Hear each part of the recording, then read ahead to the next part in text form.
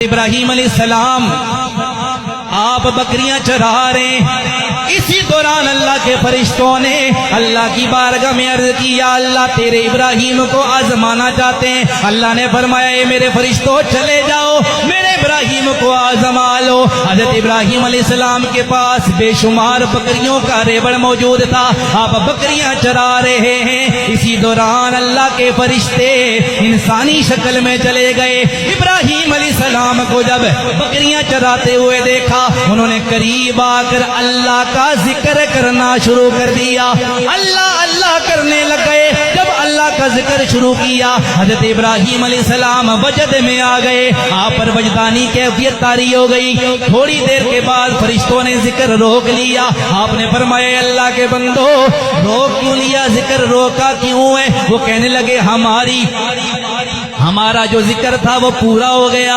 اگر اب ذکر سننا چاہتے ہو کوئی قیمت بھی دے دو۔ ابراہیم علیہ السلام نے فرمایا اگر قیمت چاہتے ہو میری آدھی بکریاں تم لے لو، مجھے اللہ کا ذکر سناؤ۔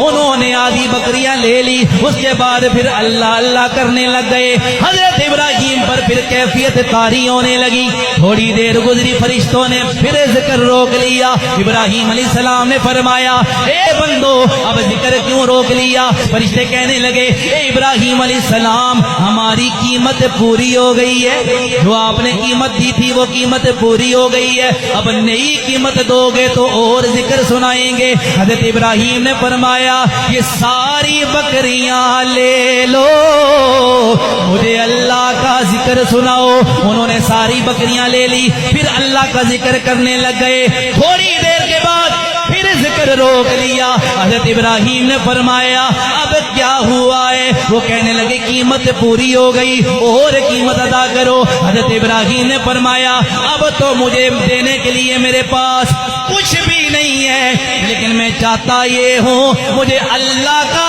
ذکر سناؤ، اس کے بدلے میں یہ ہوگا جو بکریاں میں نے تمہیں دے دی ہیں، مجھے اللہ کا ذکر سناؤ، اس کے بدلے میں ساری زندگی تمہاری بکریاں چرایا کروں گا۔